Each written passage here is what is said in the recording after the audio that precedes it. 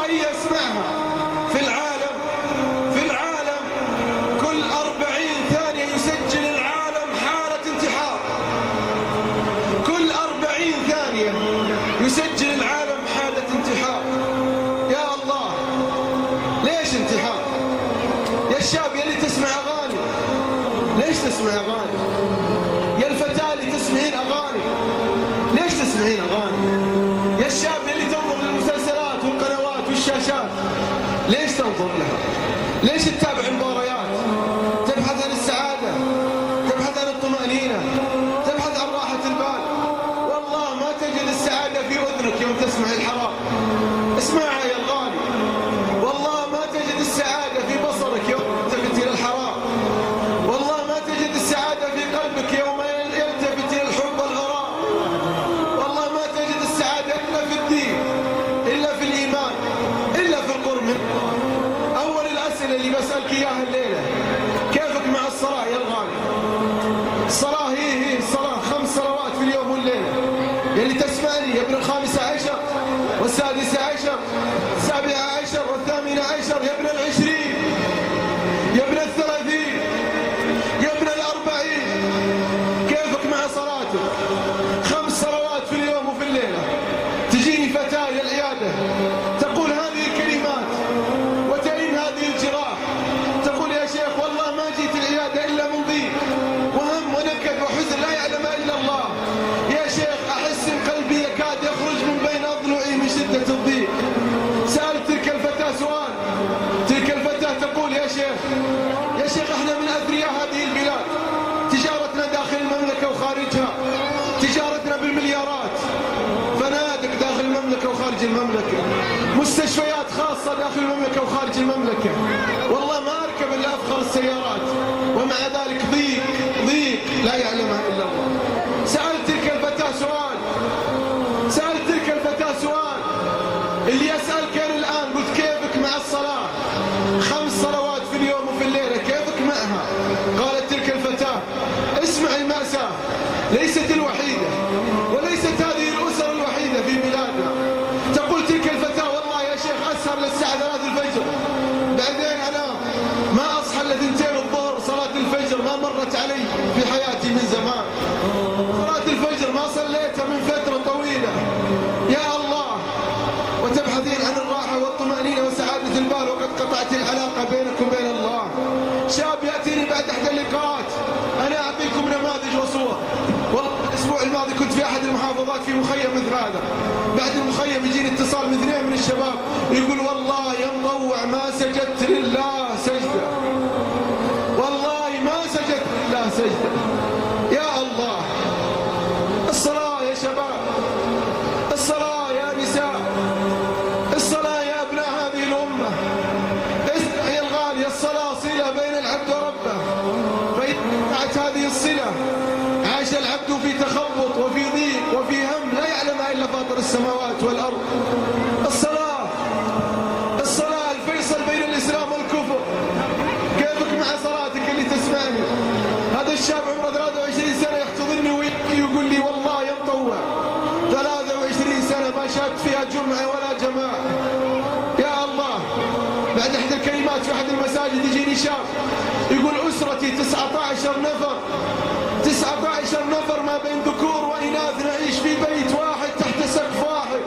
والله ما منا من يقيم الصلاة، والله ما منا من يقيم الصلاة. يا الله، الصلاة التي أهملها الكثيرون، الصلاة الذي تكاسل عنها الكثيرون.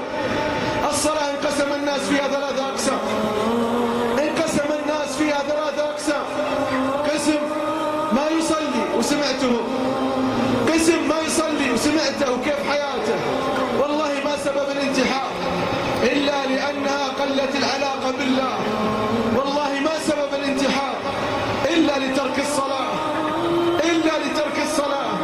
والله ما سبب الضيق والهم والنكد الذي يعيش كثير من الشباب والفتيات إلا بسبب ترك الصلوات. في إحدى العناب دخلت ألقي كلمة في عنبر فيه 480 شاب، ألقي تلك الكلمة والموعظة في مصلى مثل هذا، وأنا في ثنايا الكلمة قرأت آيات من كلام الله للشباب: يا شباب، الله أعطاكم أمانات، أعطاك السمع، البصر، أعطاك الصحة، العافية، أمانة في حياتك. ماذا قدمت؟ الله يقول في كتابه، اسمع ماذا يقول الله: يا أيها الذين آمنوا لا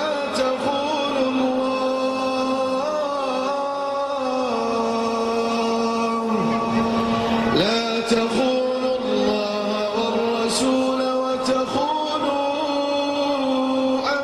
أماناتكم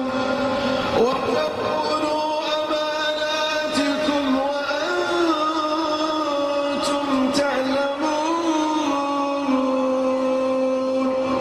واعلموا أنما أموالكم وأولادكم فتنة وأن الله عنده أجر عظيم.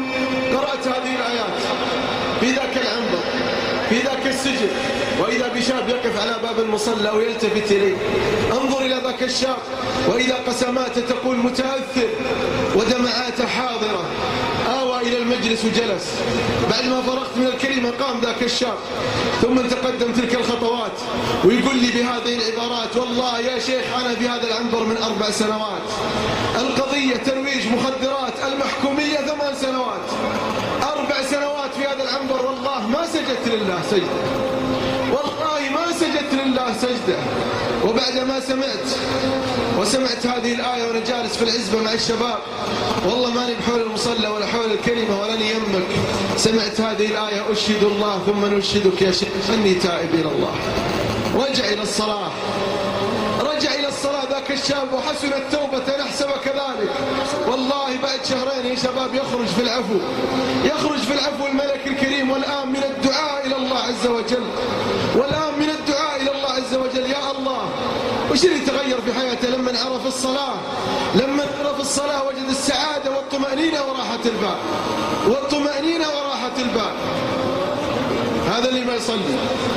أقول يا اللي ما تصلي، والثاني اللي يصلي صلاة وصلاة ما يصلي، يصلي أسبوع وأسبوع ما يصلي، شهر يصلي وشهر لا. أقول لك يا مطوع: لا لا لا، أصلي كل الصلوات، لكن صلاة الفجر والعصر عندي فيها مشكلة، عندي فيها خلل. دائما أقدم المخدة والفراش على صلاة الفجر، على صلاة العصر.